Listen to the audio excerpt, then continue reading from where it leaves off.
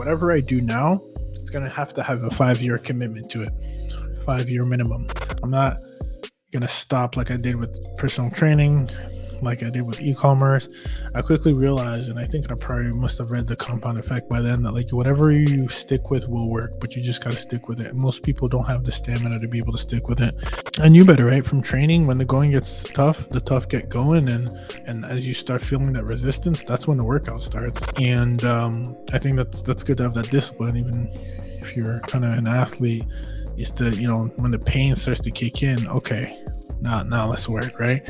And so I made a commitment. I'm like, I'm not gonna back down.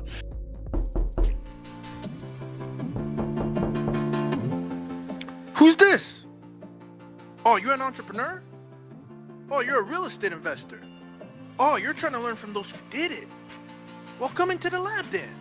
Put your white coat on, gloves on, notepad, and let's build, y'all.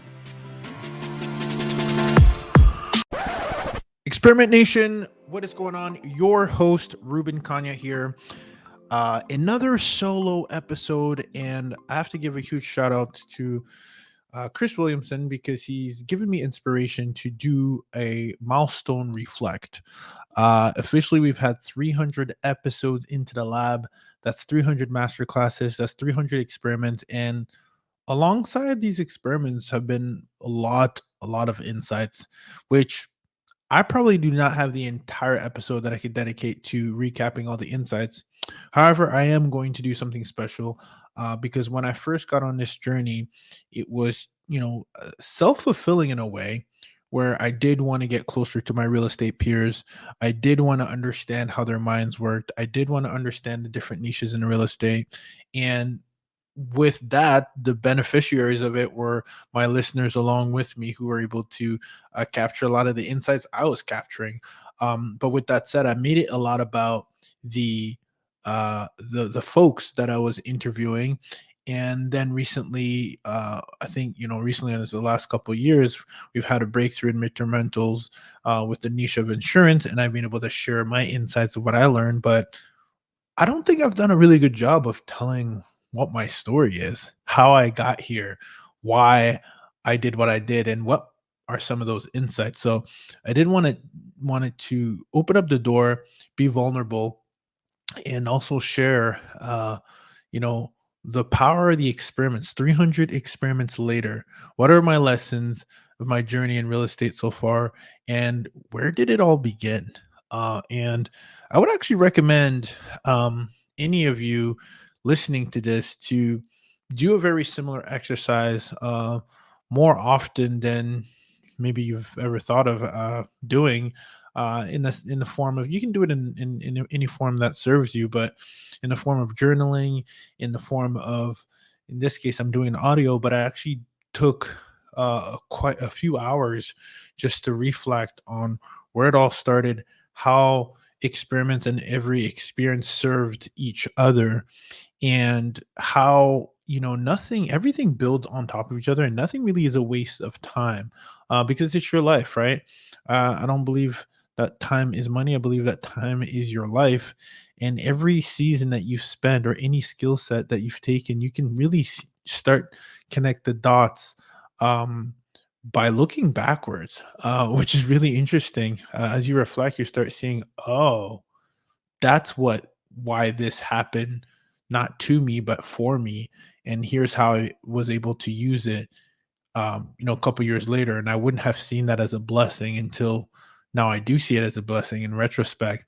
And what's fascinating is we're always living our within our futures in the present, right? So you are where you are today based on the previous decisions that you made, and I could clearly see that as I was looking back. So it's not only important for us to be really reflective of what we're thinking of today, what are some of those paradigms, does a paradigm shift need to happen, where you get that shift from, because it then will trickle down to the future of your tomorrow, which will be the present of your today, which is from the past of the future of yesterday. Wow, isn't that something? So let's, with that said, I want to, take some time to open up the door with experimentation, because I don't think I've done this before. And I think it's really important when you think of even the power of storytelling. I was actually just on a call with my buddy Rich, who's done an amazing job. Rich Summers, growing an amazing brand.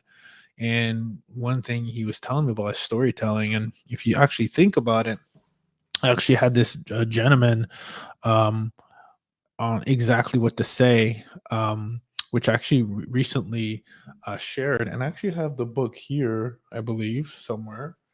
Um, but Phil M. Jones, right? He was an amazing episode that was probably one of my favorites, and it's hard to say my favorites because I've had a lot of episodes, but they all had different, light and different highlights and different positives and within themselves. But one of the things that he talks about too is the ability to storytell is important. And I think what's even more important, the story you're telling yourself, which through reflection, you can actually think back and look back and say, hey, is the story that I'm telling myself actually the truth? Or is there data and experiments that show otherwise? So, fascinating stuff. So, with that said, let's talk about the very early beginning. So, um, for those who don't know, I was a student athlete almost all my life. I think that's where that discipline came from. I was always very active. I was born in France, moved around a lot of different areas in my life, which forced me to be very curious and ask questions, inquisitive, make friends quickly. I went to about 18 different schools growing up. No, I was not in the military. I always get asked that, but I do really commend my parents for always taking a chance for a better life. Someone tapped him on the shoulder when we were in France. I'm first generation from the Democratic Republic of Congo, and my parents came and they left everything behind. They came to study, get a better education, and they did that by going to France. And then we were born, and so I always saw that hustle, that grit, and I think can definitely, I do definitely think there's an advantage of having seen that people, coming to another country, not knowing the language, and just hustling. So that's where I'm getting my hustle from for sure. So a huge shout out to mom and dad for that. Um, and but my early beginnings, I'll fast forward to high school. I played basketball, was a shooting guard. Hand down, man down. I was a shooter. I was a sniper. And with that comes a lot of repetition. So I think it's fair to say I probably spent more than 10,000 hours in the gym for sure. Growing up, it allowed me to see the world, you know, travel to different states. That's where my travel bug, I call it the travel bug. I love traveling, love playing with my teammates. I love the camaraderie. I love, leadership. I always led by um, action, and hard work and hustle. That's where I got my hard work from too. And I always were hardworking, but I always try to be the last person in the gym first, etc. Right, extra reps, extra workouts, etc. I was pretty athletic, but not like a freak of nature by any means. It was kind of all earned in the weight room. I could dunk, for there, here and there, one hand, two hand, frontwards, backwards, but nothing crazy. I've had some freak athletes that I played with that were doing windmills and throwing it off the backboard and doing all that stuff. So that always motivated me. I always like, damn, if I saw a teammate do that, I'm like, I got to do that. And I guess what's fascinating when I fast forward is, I spent a lot of time playing basketball, but the it was always, when I think about it, there's definitely something about me being always very financially driven. So I did love the game of basketball, but I think the big promise was always get a scholarship, right? Get a scholarship so your parents don't have to pay for college. Because money was definitely a thing that we grew up very well in the sense of when you think of very well, it means having a roof on your head, clean water, education. You're in the top percentile in the world already. So I do want to be respectful and give some respectful perspective because I think people sometimes take that lightly. You're in the top 1 percentile when you have that electricity, never went hungry, always had food on the table. But we were by no means, like wealthy, right? If anything, the conversation around the house was always we don't have enough money, right? But we always had whatever we needed, right? Whether it was clothing for schools, even me going to prep school, which was very expensive, huge sacrifice for both my parents. Um, I always want to go back to the US. My parents were big in the US. I grew up in Canada. Well, grew up in France, moved around the US, grew up in Canada. I always wanted to come back to the US. So part of that was like my ticket. I want to play ball and get a full ride. Um, I partially made that dream come true. The reason I say partially is I got some academic, some basketball, and then I house hacked as a resident assistant, as an RA in college. So I was a student athlete. And in the very beginning, before house hacking was cool, before Bigger Pockets mentioned house hacking, I'm kidding. I don't even know when the time period was been, but before I even knew about what house hacking was, that was my goal, to always alleviate financially, be, um, what I'd be paying. I don't have any college debt or anything like that, but I hustled. I had jobs. Um, and being a student athlete allowed me to do that. Studied high for the SATs. I went to prep school, got good grades, but I had to work hard. It was never like naturally smart, easy, right? Like when I think of someone like my wife, Celine, right? I think she's very, very smart. I've been around very bright people. I mean, I felt like I always had to hustle, like study for 4 hours to get like the same grade that somebody studied for 1 hour. And maybe people were front, but I was busting my ass, right? Um, so I did get good grades in that sense, but I had to work like always 2 to 3 times as hard, which luckily I had the work ethic.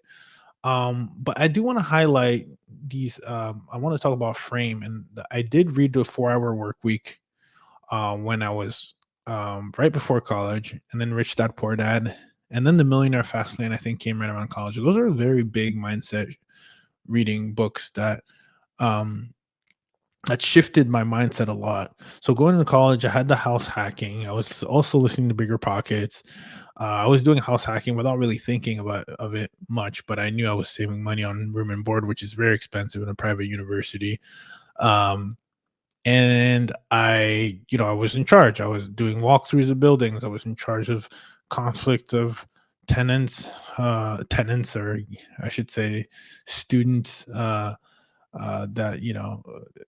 housing. I would resolve issues. I would do walkthroughs. I would do inspections. I would even report to the community advisor. Sometimes I would have to skip parties because I'm on duty, but all that was a sacrifice, that you know instilled a lot of values around real estate to begin with. Like I was in charge of like 30 units, and that when I was in college and stuff like that, I do walkthroughs, different buildings and stuff like that. So a lot of responsibility and a lot of community integration. And um that's not easy, being a student athlete who's also a health science major, because I love the body, I love health, I love physical kind of physiology and all that stuff. That I do remember the mindset of like needing a major. What's your major? What's your major?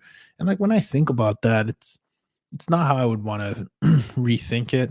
I think now in retrospect, it's about what skill sets do you want to learn to then apply to your experiments. Because when I think back and I had a chance to really reflect on um everything that I reflected on, all the experiments and skill sets that I learned from doing different things were the same skill sets I took in other mediums and in other experiments. Um, and so that's fascinating and an encouragement for you, because there's some skill sets you might be learning at a job, or in something that you don't think you're ever going to do before, but it applies. And so I would think about accumulating as many skill sets as possible: marketing, sales, branding, and analysis, whatever it is, because it's going to pay off, especially leadership skills. Now, I think it's really important when you start thinking about who, not how, hiring people, communication. I think this muscle, even like I was an RA, I was a personal trainer, and I was a health science society major. and policy major and like minor in economics. Everyone minored in something, and I was engaged with the community. But one thing I did, and it kind of transcends into this when I think about it, is I was even recording content then on, you know, when I was a personal trainer. It was really neat because I was a personal trainer. I got my certification a year after the second year of college, and I came in. I remember, shout out to Ben White. He's like, "Yeah, you start working tomorrow." I'm like, what do you mean? I start training my first client? I just got thrown into it, and that was quickly made me realize you got to think on your feet, and that's how the real world works, right? You start. There's theory that you learn, but there's nothing like the actual practicality of actually doing the thing, and there's no warm up to that. You just do it. There was no shadowing. It was just do it. Here's your first client. And I quickly learned, I remember what I really loved about being a personal trainer on campus is one, I had like a level of authority, like, which was maybe good for my ego at the time. Not that I needed it. I was always a pretty confident kid, and but it was great in the sense that I had like an identity, and I was like, yeah, like I'm not just a student athlete. I'm a personal trainer. I'm an RA on campus. I'm doing all these things in retrospect. But what's more important is the community to build, right? Because I was training people. I was training athletes. I was training students. I was training professors, even fostering relationships there, which was very, very key to this day. I still have these relations that I've made. I even started training coaches. So I had this mutual respect on campus of like, wow, this is the trainer. And, I even had my personal trainer shirts on there, like head trainer. And more importantly, it gave me that sense of freedom because I would book clients only around my schedule, around my classes when I was available, which I think was a very big, pillar for me. So when I think of the pillar number one, that was the early beginnings of the mindset shift to the books, which, I had the Rich Dad, Poor Dad, the 4 Hour Work Week, the Millionaire Fast Lane. That was a mind framework. And then the second pillar was the personal training was my first stint of entrepreneurship, where I had my own clients, I had my own book of business, and I managed it around my schedule, around my, like, if I wasn't available, there was no you worked around my schedule, not the other way around, which I really like, that sense of freedom, which then again planted another seed, right? It helped me develop business skills like bookkeeping. I was doing all that. I was receiving payments. I was doing program scheduling for them. That was phenomenal in that sense, right? And then I even went around, and started to build a brand, right? I had my dreaming shirts in red. If you know, they were on red on campus. I got people I train with, like athletes, to take pictures with the shirt on. Because I understand the power of branding, and I remember picking red shirts so they could stand out. I even got myself some red Air Maxes to match, right? So I could just, pop out.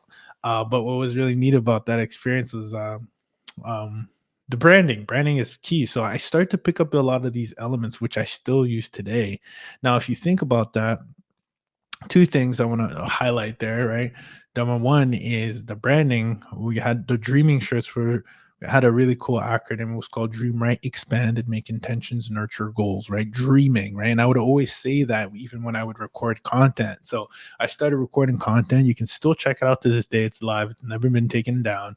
I had like 192 subscribers, 100 plus videos, right? I was always recording content, and I would take pictures, and I started to understand what building a brand meant, being recognizable and having an acronym, even though my acronym was way too long. When you think of dreaming, I was probably inspired by Dream Chasers. Shout out to Meek Mill, right? but at the time, yeah, I had a brand, and which was really cool. But those are some of the same things that we use today in our business. And so it's pretty neat to like reflect on that, right? Nothing's a waste of time. Even when you go to work, there's things that you can borrow from these big corporations that you can implement in your own world, right? So then fast forward, being, running, studying, that's where I picked up the entrepreneurship bug. And then huge shout out to my college roommates, aka the twins, that we call them, as they were twins and they were amazing. Shout out to Larry and Perry. And they had like digital marketing businesses that they were starting within the dorm, like, and I was getting exposed to it. And I remember even being invited to a conference, a digital marketing conference, Traffic and Conversion. Shout out to Ryan Dice and oh my gosh, Roland Frazier, because they put an amazing event together, and it really sparked the. I remember when I went to traffic conversion, I was so humbled, and at the same time, I had a lot of imposter syndrome because I think one of the things I do, and maybe it's healthy, maybe it's not, but it's I'm always surrounded by people who are like 10x ahead of where I am, like legitimately 10x, like peanuts. Like they'll look at you and be like, "Oh, okay, that's cute." Um, and that always got me like very that like always instilled a drive in me. Um, I think it was healthy. I don't know in retrospect. I think it drove me a lot, but I definitely um again, I don't want to use the word insecure because I don't think I was insecure. I think I was anxious to get the same results that my peers were getting because I'm always elevating myself with peers who are like 10x where I am. Like I said, I was very confident, but I would say there was maybe a level of insecurity, but not because I think insecurity is used so loosely sometimes. It definitely was not anxiety. It wasn't anxious. It wasn't insecurity, but it was definitely like I think the best thing I can call it is imposter syndrome, where I didn't feel like I belonged in those rooms, but I would have managed a way to get into those rooms, pay to get into those rooms, and then realize that like, wow, like, damn, like I'm like somebody's worst kind of day situation. Which I think now in a healthy way, you should always surround yourself by people who are in that situation, people who are in the same, and then maybe you can help a few others behind that you can help. I think that's kind of a healthy divide, but I was always reaching, which is great. So it pushed me. But that's where I learned a lot of digital marketing. My roommates helped me with building my website, branding, etc. They're always like we're super supportive, which is great. So in short, it was very powerful, right? It was very powerful for me, and now, when I think about that, is I saw my roommates also exit their business, like sell it successfully.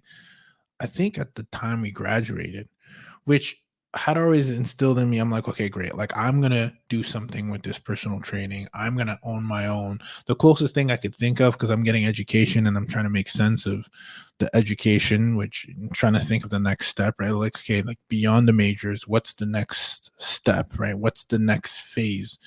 And the next phase for me was okay, physical therapy, being a physical therapist, chiropractor, um, because you do those things, and you can use your degree, you can see it, um, and so what you end up finding was a lot of um, getting I got a lot of insight in other words from their digital marketing background, which helped me on the branding side, etc. Right. And so, you know, it was very helpful to see that and have some level of context as to how things can actually truly be done. Um, but otherwise, it's I'm very grateful for having those roommates, and it was actually a mistake because I should have actually been with the other basketball players, but then they were like, do you want to switch roommates? And I'm like, nope, I'm good. I like my peoples, and so that's how we got here. Experimentation. You've heard the word MTR, midterm rentals, as it is currently a hot topic and hot commodity right now because again, there has been an increase in short-term rental regulations, and there also has been, let's face it, a slowdown in what we were experiencing a couple years back when it comes to bookings. So with that said, short-term rental operators are looking for alternative solutions to tap into the midterm rental space. However, there is a space, there is a sub niche of midterm rental insurance that I'm truly excited about, that I want to share with you, that the experience that we've had, the tremendous results we've been able to have, and that's the insurance midterm rental space, which is very different than your traditional midterm rentals. When you think of traditionally midterm rentals, you think of travel nurses. There is a space, instrumental insurance space that we've tapped in, where you need to be well connected with insurance and relocation specialists and companies and understand the right type of asset required for you to be able to help these families. What's really important that stands out the most, which you can get in what I'm about to offer you, is the understanding where to be found by these insurance companies, how to properly manage your calendar so that your listings are optimized so that they can find you, how to actually gain traction and build a relationship with these relocation insurance companies. I've put together an MTR insurance blueprint. That's double MT triple R insurance blueprint to cover these foundations after we've had success landing very large contracts on single family homes that literally 4x what we traditionally make in long-term rentals, and also gives us peace of mind because there's less turnover and 100% occupancy, because these contracts can start anywhere from 30 days to 3 months to 8 months and range anywhere from, again, we've landed anywhere from $8,000 to $9,000 a month in per month on a single family home property, which our mortgages are typically around the 2,400 range, which then gives you a large spread of anywhere from 4 to 6K net on just one property. And this is why it's very hot right now.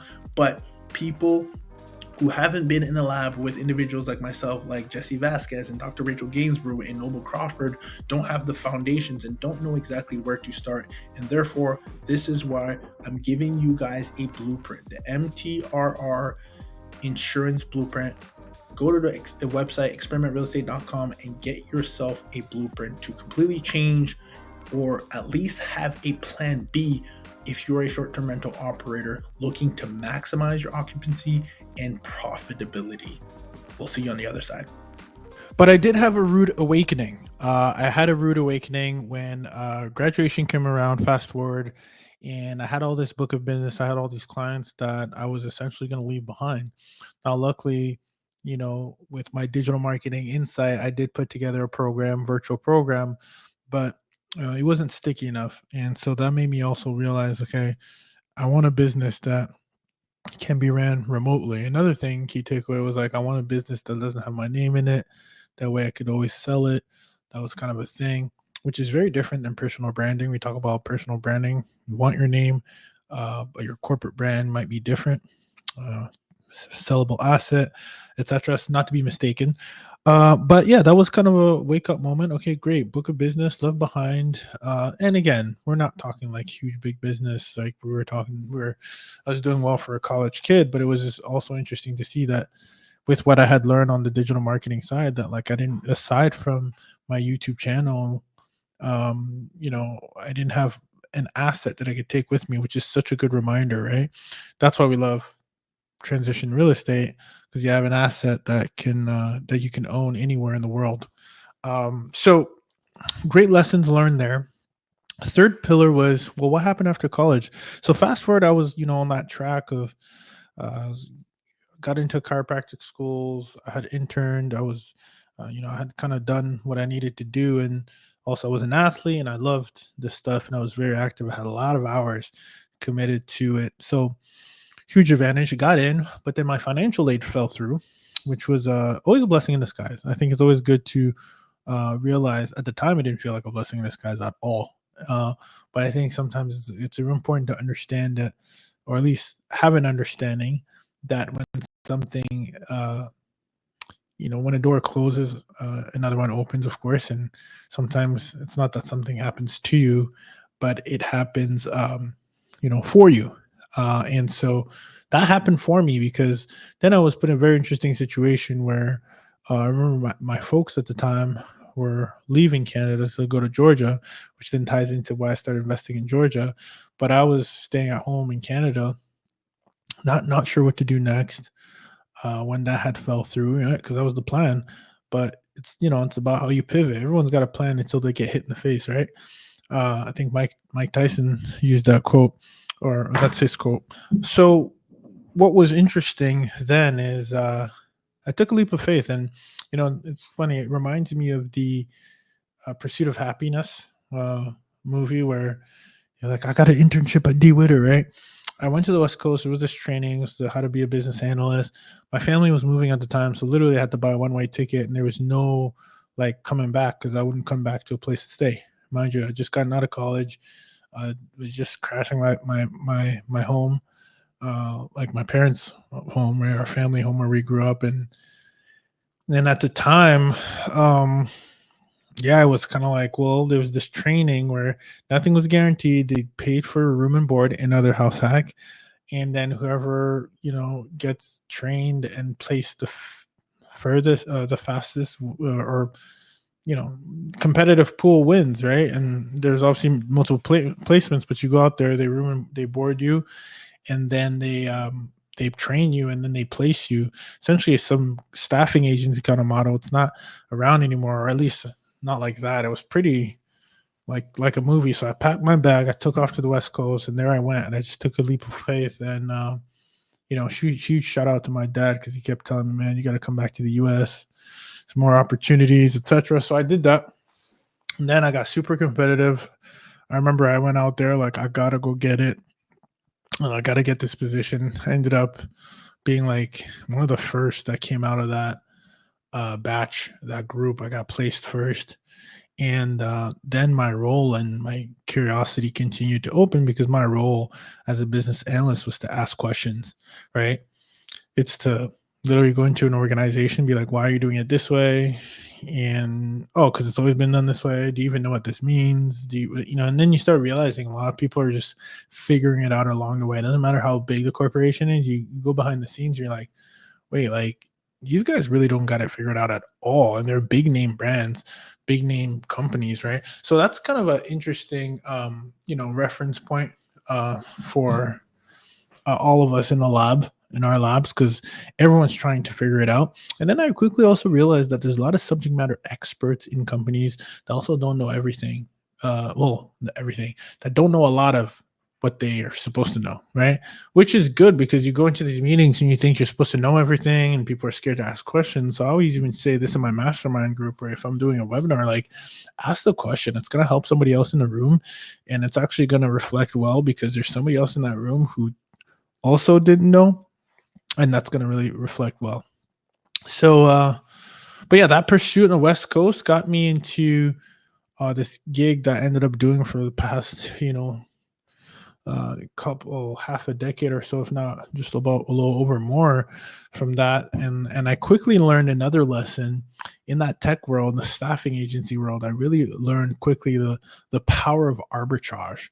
Like, I think a client, the way it worked is like, I was placed with an end client, but I was working for this company, but there was like 2 or 3 other companies involved, and they were each taking a cut. It really reminds me of what we see now when we deal with the insurance companies. There's a lot of businesses that are middleman business that do very well, right? They essentially it's just an arbitrage model. Whether it's you finding a property for a relocation specialist and marking your fee on top, or them having a direct relationship with the insurance company and using you, and then you give them your rate, and then they assign a larger rate, and then everyone's the beneficiary, but the middleman didn't have to control anything, right? They didn't have to own anything, they just had to control everything. And if you start thinking about that model, you start thinking about what Uber is, right? You have Uber, and they don't own any of the cars. You have Facebook. They essentially, your content is what drives the platform. Airbnb, they don't own any of the houses. And then you start seeing a kind of trend, which there's always an arbitrage opportunity in any industry. And that was interesting, because I had seen my billing rate, and I think a client had made a mistake, and it showed all the tiers of what I was supposed to make on the front end. I was just like, this is straight what's the word? Because I think now it's business, but at the time I was like, man, they're taking advantage. But it's really not an advantage, because I don't even think that was my mindset. It was more of, wow, like, that's how the game works, right? You can use me as labor and have me do the work, but you're billing at a higher rate, so therefore I'm almost making you double what I'm worth, right? Worth, keyword. That's also important for you to know your worth, because down the road, then I started naming really high billing rates, because I knew the game, and I was like, well, I'm not about to do the same amount of work and be paid what a senior person would be and only getting the junior pay.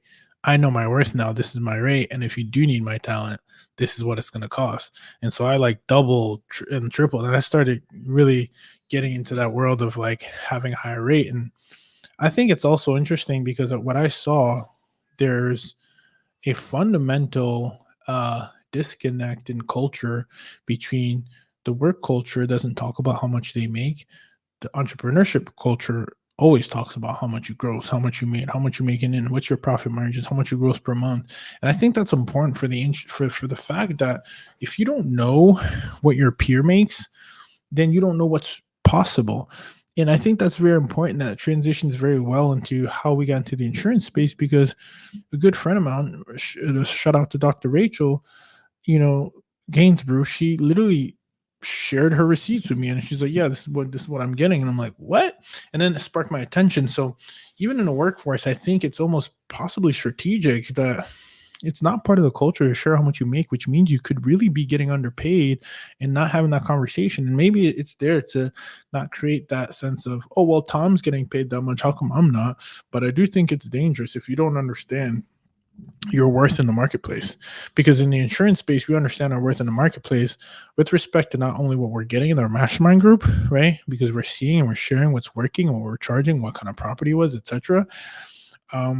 But we also, get to we see that, and we also get to share the behind the scenes of what's working, what did they reject, etc. What's the kind of asset that's getting these kind of deals, etc. So I think it's really important to have that level of transparency. But that was my transition, right? So I went to the West Coast, got a business analyst position. Then I started to understand the game of essentially staffing / middleman businesses. Then during that time, I launched Cash Flow Startup Podcast, which was that's where my interviewing chops began. And all that was to get again in proximity um, of the source. I think it's really important. I think podcasting is one of the best tools you can ever utilize, because people love to talk about themselves. And so if you find someone that's interesting that you'd like to, emulate or be like, or, a hero or someone that you admire, interview them. People love talking about themselves. And if you ask them the right questions, you'll get the right answers. And sometimes it's as simple as asking that direct question, going to the source of, hey, how much money do you gross, right? Doing this, or like, what are the profit margins? Like, ask and you shall receive. Most business people are open because to them, that's their grade, right? Like it's when you think of their score, it's kind of keeping the score. It's like in sports, you always talk about your record. You don't say, well, I'm not going to share how many times I won or lost. And so in entrepreneurship, it's very similar in that sense of like, this is how much we're grossing. We doubled our revenue. This is etc. So I ended up getting a setting up this Cash Flow Starter podcast to just I wanted to essentially understand how to become the people that I had met at the conference, right? Like interview them. How does their mind work? What are the opportunities that they're tackling, right? And from that, like I told you, I was still, she did that. Shout out to, Larry. We actually co-hosted that. So I learned how to co-host a show, which is definitely a skill, to ask questions while the other person is talking, free flow through the, the content creation process and the interviewer. So that was great. And then from there, we also jumped on an e-commerce opportunity and built an e-commerce business where we scaled it to 6 figures a month. But I learned something very, very important, is that there is nothing like knowing the difference between what you gross and what you profit. And I think that's sometimes what I don't, that's a great lesson. Again, what happens to you what happens, not what happens to you, but what happens for you. We were making like 6 figures, etc., but like 60% of that was going to ads. And then you got cost of goods sold, and then you got, your staff, whether you're using virtual assistants where we were at the time, and then you got these small margins left, peanuts. But then, I remember people marketing hey, this is how much you can gross with the e-commerce business. We did that. We had some crazy numbers, but like you also have to factor it into, well, what are you taking home? Because what's your capital expenditures looking like? What's your overhead? So that really helped me understand the fundamentals, but it also helped me tremendously understand the power of leveraging virtual assistants and creating systems and fulfillment and customer service, like all those things. Like you can look at it as a loss, like, oh, well, this business didn't do well, because in the sense that it did well. But another lesson that I learned is like we should have sold at our peak. Um, or on the incline, not the decline. One thing I started to sense is we took our eyes off the off the road, right? And I remember exactly like when we was starting to lose some interest in the business, and amongst all of us, right, I sensed that it was kind of like mundane, and that is when you should, like right before then, like at the peak, you should really evaluate and say, hey, do we want to sell this? Because my roommates at the time had sold their business for the first time around, so I was really banking for us to sell it the second time around, have a nice little exit, help me get into real estate, all that. But it didn't turn out that way. So what was made out of it was all the lessons learned about profit first, uh, and not so much in the way the book is, but of profit first, but more of like profit versus gross income. Understanding when to sell, which again, there's never a perfect time, especially when you keep on getting better and inclining. I think, but also being aligned with your long-term vision and goal. I knew that I did not want to do Facebook ads all my life. And I shouldn't say all my life because that sounds dramatic. No one's doing anything for their life, but it didn't fulfill me. It drained me. It didn't give me energy. It sucked energy, right? So, when I think of what I'm doing now, it's also really important for you to think about like what gives you energy. Because I don't necessarily believe that you should do what you're passionate about, but I think you should give a damn, right? And I think it should definitely, you should definitely be able to do it long enough so that it's sustainable. Because I think it's the journey is that, right? It's challenging, so that if it's something that you actually hate and you're going to do it, there's a lot of things that you can do with things that you actually like, where you don't even realize that time has passed, because it's going to take that kind of dedication and commitment and consistency and grit. And so I think that's what people mean when they say that. And I think it gets misconstrued sometimes as to, oh, I love what I do. I think it's actually a big mistake if you mistakenly pick your hobby, or something that you really love and trying to make money out of it, because then there's going to be some resistance when the money doesn't come, and then you're going to resist and actually not like that thing so much anymore. But what I do believe too, with that said, the caveat to that is you should definitely have some form of fulfillment. I think one of the things, I was actually looking at this quote the other day by Myron Golden, and I'm going to see if I can pull it up here, because I was actually reviewing this yesterday, and I really did believe it. Like it's like a man or woman needs connection, creation, and contribution, aka to feel fulfilled, right? So I didn't have connection running ads. Maybe I had connections with my partners, but we were doing the business remotely. Creation, what was I creating? Was I creating something? And then contribution. Did I feel like I was contributing by coming up with products for us to sell? So I think it's just something to think about. Man or woman needs connection, creation, and contribution. And thinking about that really puts things into perspective as to why I remember when that phased out. Remember, I was doing the cash flow startup, the podcast on the side. I was doing the e-commerce on the side. Still kept the job because I used the job to fund the dream, which I think is also smart. And I work remotely as well, which gave me more flexibility to double dip, as I call it. I think that's a big, big hack that we don't talk about enough. So incredibly important for you to double dip.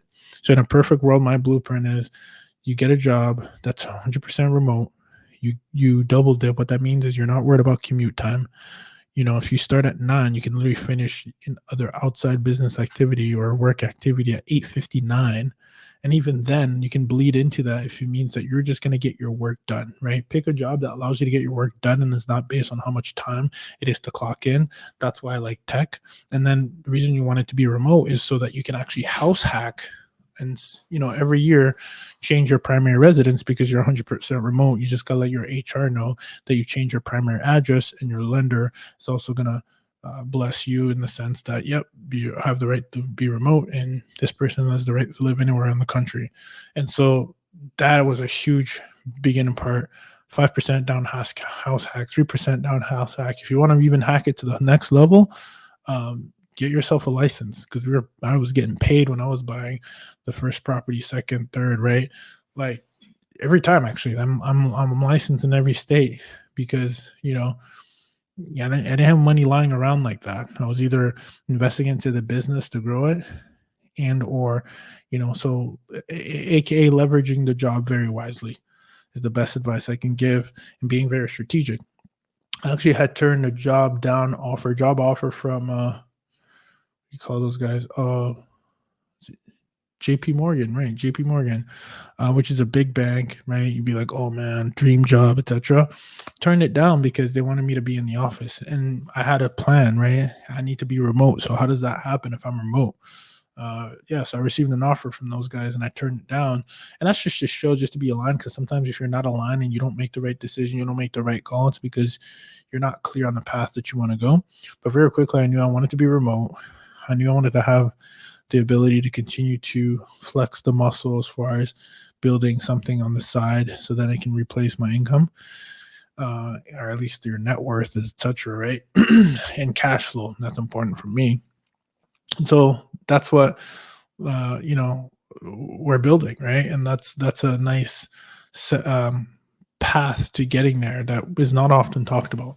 But I digress. The valuable lessons from scaling e-commerce is again systems, uh, picking the right niche, um, picking the right thing that fulfills you, customer service, fulfillment, management, virtual assistants. I'm gonna say that one more time: virtual assistants, because virtual assistants actually ended up opening up a new door when I got into real estate. So what happened? Spent some time. My contract came to an end at some point. Then I ended up, at the time, keep in mind, a couple years back, my family had moved to Georgia, right, Atlanta, and I looked at some of their home values. Again, still a nerd in real estate, geeking out. Um, and I had looked at their home value, and I saw some huge equity. I'm like, hey, this might be a good market to invest in, right? Because at the time I was in Massachusetts, right? And there's, geez, I mean, talk about buying a first time home here. Not even close, right? But over there's, you can get a lot of different properties. But that wasn't even the goal. At first, let me move back home.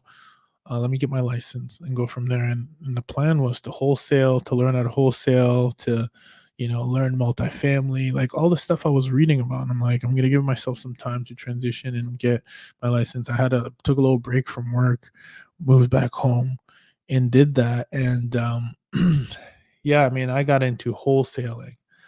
That was number one. I started, engage with Bigger Pockets. Bigger Pockets was huge in the beginning for me because, asking questions in the forums, meeting up with investors. It really changed the game when first I got, wholesaling, did a few of those, met someone Bigger Pockets, started going to meetups. Then after that, I ended up getting my license as well because I want to be an asset to the investors. I also realized that it could also be a way for me to make a couple sales on the real estate side, which turned out is a whole process. Had to call Zillow leads, had to do all that. But it's interesting because my first clients that I represented as a buyer agent, after my coach, again, I always get coaches. Keller Williams had this neat program where your coach helps you for the first 3 transactions. Once I did that, the clients that I have today that are my co-host clients still to this day are the ones that I had helped and get their first home, primary residence to live in. Isn't that crazy? So all full circle, all seeds that were planted. And then start to learn, okay, I don't want to be a realtor. This is a lot like you're walking all these homes, especially on the retail side. And then on the investor side, at least I would have a buy box. And at least I would be able to go from there and be like, hey, this is your buy box. I'll walk through the property. I could be an asset. I think that's the main thing. Like, how can I be an asset right from the get-go? The fact that I had MLS access, the fact that I could access Supra, the fact that I could, provide comparables, that was, a good way for me to be the realtor for the investor. And as a matter of fact, when I changed realtor for the investor on Bigger Pockets, I started to get a lot of leads. Then I started to do meetups, I started to do all that. And then I made a decision too. I was like, you know what? I'm going to document this whole process of me getting into real estate. So I actually did that very early on. If anything, I should have mentioned that ahead of time. I was like, I'm going to document this whole process of me studying for my license, me getting the wholesale deals, me driving for dollars, all of that. And I started documenting it on the real estate experiment. As a matter of fact, you can still go to the first post, which I don't know how you would do it now because I have over 5,000 posts, but scroll all the way to the front. You could actually see the day that I announced that I would go ahead and, start this journey. And all that is a decision, which is, I think, is the most impactful thing that, it's not a choice. I didn't choose it. I decided, and decide comes from the root word to cut off any other opportunity. And I remember saying after the e-commerce business that whatever I do now, it's going to have a 5-year commitment to it, 5-year minimum. I'm not going to stop like I did with personal training, like I did with e-commerce. I quickly realized, and I think I probably must have read the compound effect by then, that like whatever you stick with will work, but you just got to stick with it. And most people don't have the stamina to be able to stick with it. But I knew better, right? From training, when the going gets tough, the tough get going, and as you start feeling that resistance, that's when the workout starts. And I think that's good to have that discipline, even if you're kind of an athlete. Is to, when the pain starts to kick in, okay, now let's work, right? And so I made a commitment. I'm like, I'm not going to back down. And if you think about it, like in retrospect, it did take a while, but at the same time, there's like a hockey stick event that happened, and it's all compounding. So the reason this is important, I'm capturing all this content. Then this gentleman that, there's a pivotal moment that I have, because I'm like, I really do want to capture the, not capture. What I really wanted to do is also get in proximity the exact same way I had done for the Cash Flow Startup podcast, which again, I had killed all those projects, right? I'm like, we're done, all real estate. And I want to interview. Well, first I said I want to document the process, which I was actually documenting my process, and even episodes. I was using Anchor and recording my process, recording videos on Instagram, posting them all myself, everything raw, super, super raw when I think about it. And then then I was like, I want to interview people who have a lot of real estate, like millions in real estate, but I have this imposter syndrome that I have, if I reach out to them and then they ask me how many properties I own, I felt like a fraud, almost like that I'd say I don't have any, which all that was a limiting belief. I cannot believe it. Do not do this to yourself. There's something there's a story that you're telling yourself that is simply not true. And at the end of the day, nobody cares, right? People care about their own problems. They don't care about how many properties you have, because I can tell you right now, the 300 episodes that I've done, when I'm interviewing people, they love to talk about themselves, and no one has ever asked me how many properties that I own. Obviously, at the time, it was an insecurity because I didn't own any, and I felt like, how do I have a real estate podcast and I don't own real estate myself? But those are all limiting beliefs. And as a matter of fact, when I got over that limiting belief, it was the very thing that opened up the doors, the floodgates of opportunities, because I was willing to get in proximity to the people I trade places with. So if you're listening to this, that is one of the biggest tips I can tell you. Whatever thing that you're resistant about, go towards it, because there's probably blessing on the other side. Facts. Okay. So listen to this. I interview this gentleman. This is like probably episode 30 now or something like that. Again, you got to stay the course. Most people don't make it past episode 25. They don't see an ROI. They don't see traction. But I made a decision. I cut off everything and I said that this is what I'm going to do. Right. Fast forward, we're over 300 episodes today. Episodes that brought me deals, relationships, partnerships, conference, speaking engagements, you name it. Like it's been unbelievable. All from one, but you don't get results at 1. You don't get results at 5, not even 10, maybe not even 25, maybe 30, 40, 50. I don't know. But I can tell you this, that on episode, I'm actually going to pull it up now because I'm curious what the episode number was. While I have you here, let me actually do a quick search. Let's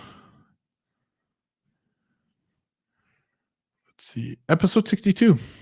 Episode 62, this gentleman came on. Shout out to Jamie. And he said, hey, I love what you're doing with your content. It looks great. Because remember, I'm documenting everything at this point. And maybe I was using a virtual assistant at the time. I can't remember. But I've had their, I understand. Yeah, maybe I was using one, maybe for but I don't remember it. I was outsourcing my content then. So anyways, yes, I think for my podcast, I got to a point when we were doing the recording that I needed someone to to start editing. So by episode 62, I definitely had one. And gentleman came on and said, "Hey, I love what you're doing with your content. Can you do that for my brand?" And again, decision, right? It was aligned, it was vertically aligned. I'm like, yeah, I mean, if I do this content for them, right, we create a nice relationship. I can continue to ask more questions on real estate. Like, why wouldn't I do that? And by the way, it's not for free, it's not an exchange. Like, they were going to charge. So I'm like, hell yeah. So I said yes, and it was all she wrote, right? Jamie ended up being, a mastermind member of tons of like these go-getters, uh, who are just really making things shake in the space. I think it was part of M1, which is a millionaire mastermind, right? You got to be a millionaire, whatever the criteria is. I didn't have it at the time, but I knew there were some people, there were some bodies.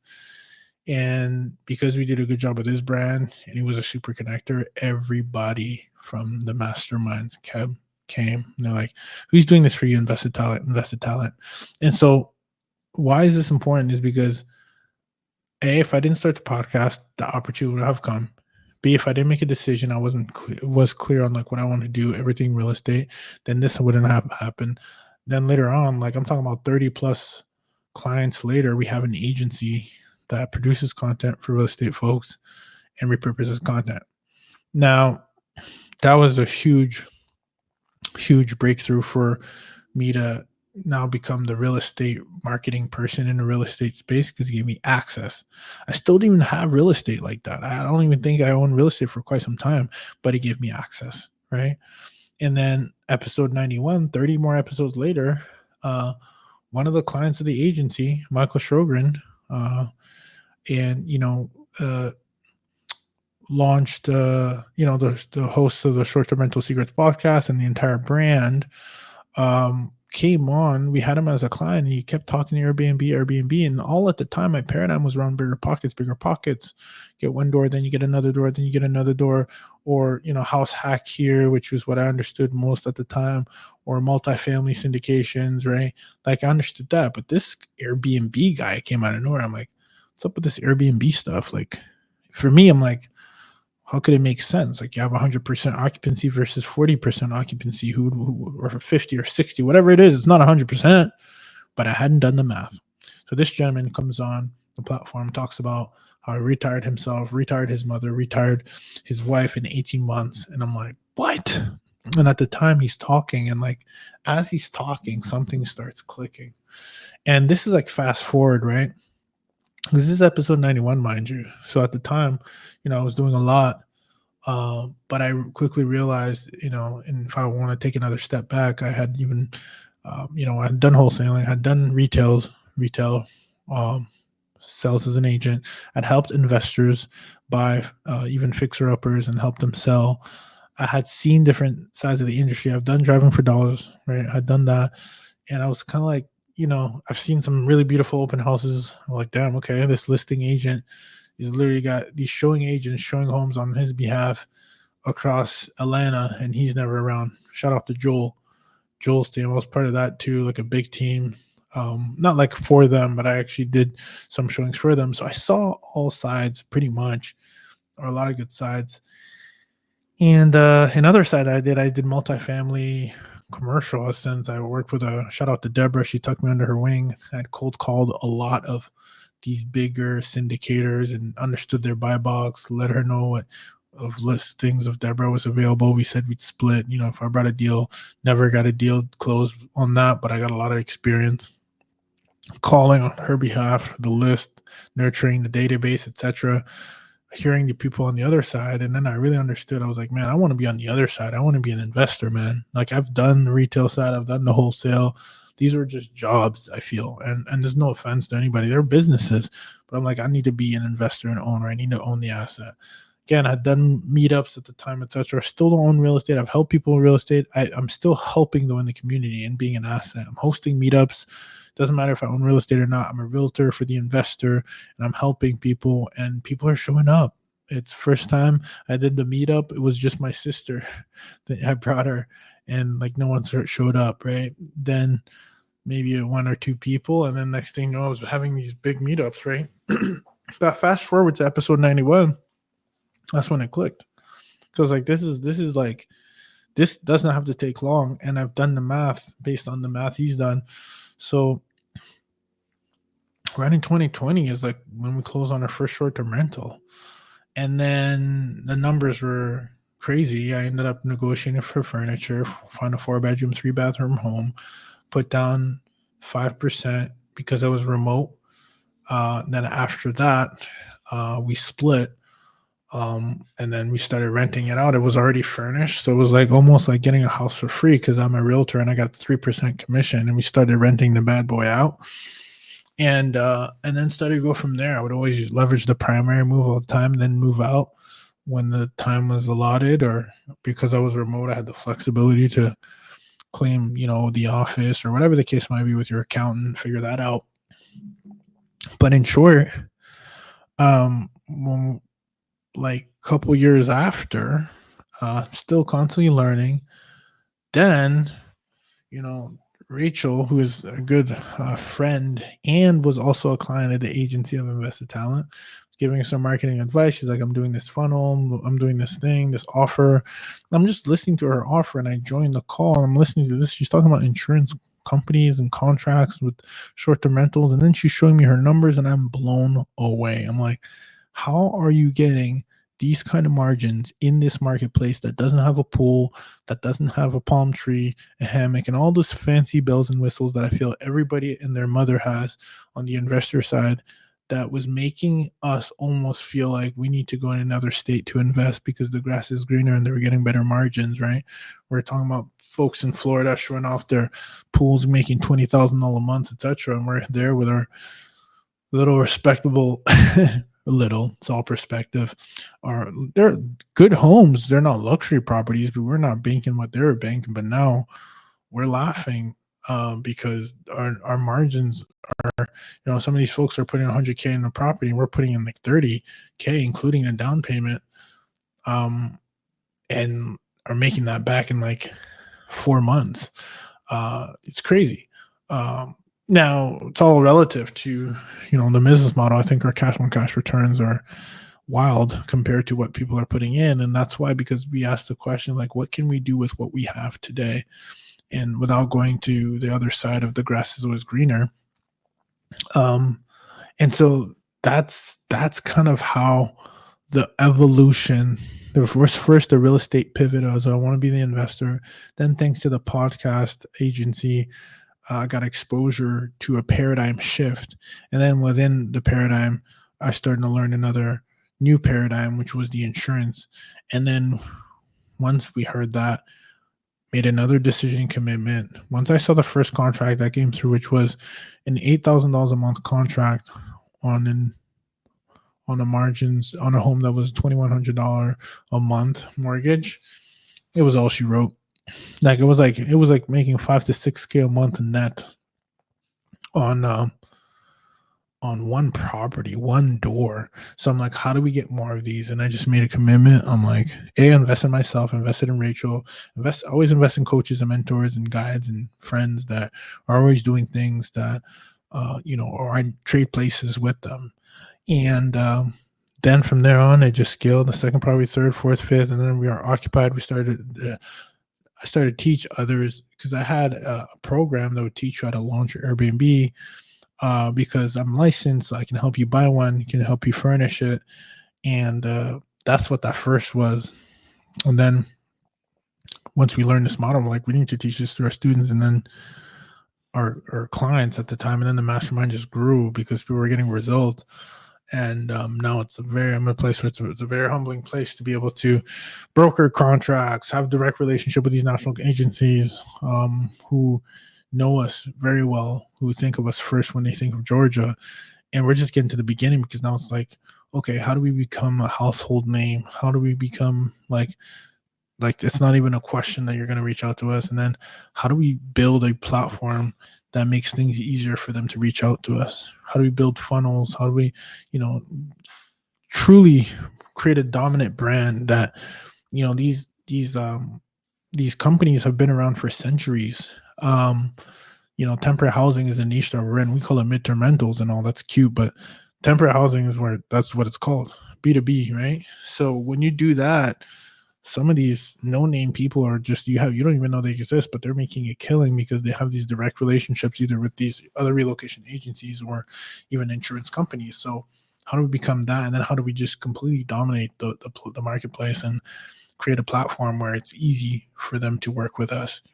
And that's the journey. That is how it comes full circle into the the introduction of entrepreneurship, the leverage of my tech job, the discipline that I learned from you know uh, being an athlete, house hacking from day one. Started house hacking since I was in college, then to get the job, then even still to this day with the remote job and down payment, etc.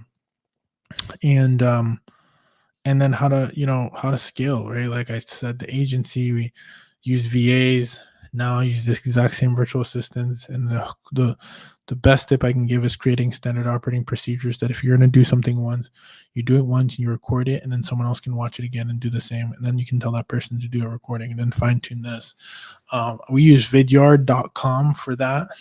And then you can also use a Chrome extension called Tango to make standard operating procedures, but that will change the game for you. Like that will change the game for you to be able to have, people who are always in support of you, and cheaper labor, as in like the money goes further for them. So it's a win-win because when you pay them US dollars, they win. So we do a lot of our virtual assistants, which are amazing individuals, amazing culture from the Philippines. And we actually had the founder of onlinejobs.ph. I interviewed him, right? Because I like going to the source. And so I think the cool thing is coming into 300th episode, it's okay, what's next? There's always some kind of level of reinventation or building upon. And so I think for us, it just means continue to focus on the fundamentals of business. What does it look like now to build the Airbnb for midterm rentals? What does it look like to be national temporary housing provider and expand beyond Georgia? What does it look like to expand the show so that we can bring you different paradigms and different perspectives? We're gonna do a rebrand very very soon that I'm gonna announce. So stay tuned for that because it's gonna open up more doors to ideas and paradigms for you as a listener. Because it's always about evolution. As you can see, there's an evolution, and even if there's a loss along the way, quote unquote, a loss, it builds you towards that next step. And so I just want to share that. I feel like I do a lot of interviewing. I do a lot of case studies, but I don't always do a good job of doing the behind the scenes. And a huge shout out to my wife, Celine Hakobian, as well, because she is the mastermind behind our operations. And, with all that we were able to do, she was able to quit our job because we put ourselves in a position to be able to support ourselves with the business and my entrepreneurship, obviously endeavors. But that's something I'm very proud of that we've been able to do for ourselves. And we recently bought our home in the Cape Cod, where we're going to expand in the marketplace, in the vacation rental marketplace, because we couldn't afford to invest in those markets, or at least I shouldn't say we couldn't afford, but that wasn't the next stepping stone for us. And now that we can get in this nice vacation luxury market. Because when I say I want to be intentional, because when I say couldn't afford, I think that's a limitation for people, but it's also a limiting belief. So I want to be always intentional of how I choose my words. But at the time, we weren't at a place where not that was even on our radar. Now it is, because we're in a position to be able to do so, and it's a place that we love, where we got married, and it's magical to us. So right now we're in the middle of renovations. There's a lot of stuff I don't got figured out, but I'm gonna figure it out because I already made the decision. And so that's the best advice I would give, whether it's financially, whether it's goals, whether it's a limiting belief. Just make a decision. Once you make a decision, things will change. the things you look at will change. When you change the way you look at things, the things you look at change. And it's also the person that you become to be ready to do the thing, to have the thing, right? Be, do, have. Become the thing, to do the thing, to have the thing. And I truly believe that if we do things the right way, if you surround yourself with people who have already been there, who have a proof of concept, and who are in a position where you want to be, you get the knowledge from them. You learn from their mistakes. You learn from what works. And you also learn from the things that you've done. What are your strengths? What you can lean on? What are skill sets that you've learned that you can apply to the next level, right? This is like a game. It's the next level. What can you take on to the next level with you? There's no reason why you can't make your experiments come true, right? Right? Because I truly believe that in order to get unconventional results, you got to do some proof of concept to get that. And I love unconventional experiments because they get unconventional results. And that's usually based on an unconventional paradigm, because when everyone's going left, you go right, because you have a certain amount of knowledge that you have that you can't unknow, right? And that's why I love that you can't unlearn what you've learned, right? A mind that's, expanded can never go back to its old dimensions, right? So it's really important for me to continue to provide as much content and value around different paradigm shifts that I'm having, because it can have a different impact in that kind of paradigm to someone else as well.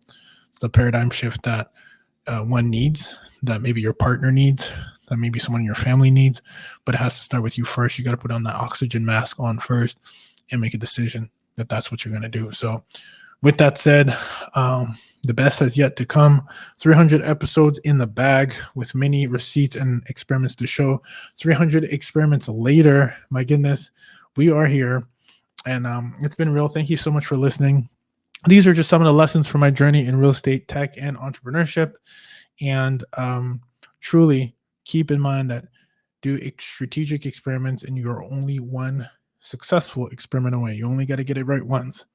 With that said, Experimentation, thank you for tuning in. Stay tuned, because 300 episode milestone means a new unlocked level, and it's time to level up, y'all. Q4 of 2024, and I am out. Let's build, y'all.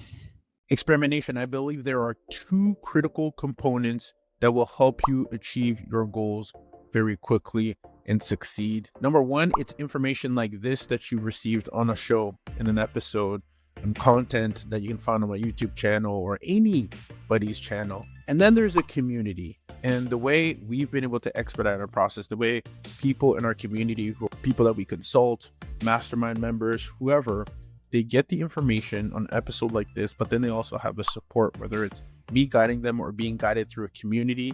There is an opportunity for you listening to be able to expedite your process, or even expedite your results that you're seeking by being in part of the community. If that is what you're interested in, we at Experimentation happen to have a community devoted to helping maximize your occupancy and your profitability altogether, regardless of which market that you are in. And for that reason, you have an opportunity where you can go to experimentrealestate.com/submit if you're looking to work in an environment that can help you prosper faster. Call out any areas that you might not be familiar in, especially the blind spots. That's where a guide comes in hand, and I would be a pleasure and honor to be your guide. But in order to make sure you're a good fit, make sure you go to experimentrealestate.com/submit so that my team can go ahead and take it and see if you're a good fit to join the mastermind and the multiple programs that we have.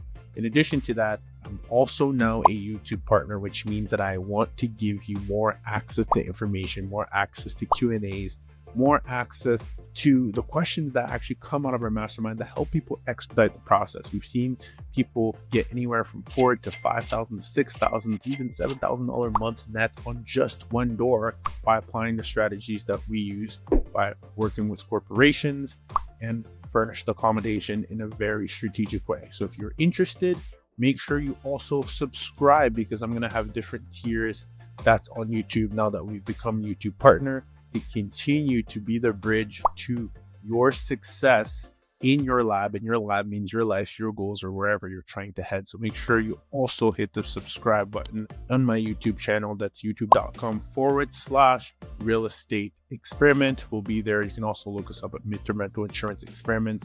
We will be there. Make sure you hit the subscribe, because that's when you'll know the tiers that are available to you that make sense for you, your marketplace, for your results. Remember, you're only one experiment away. Let's build.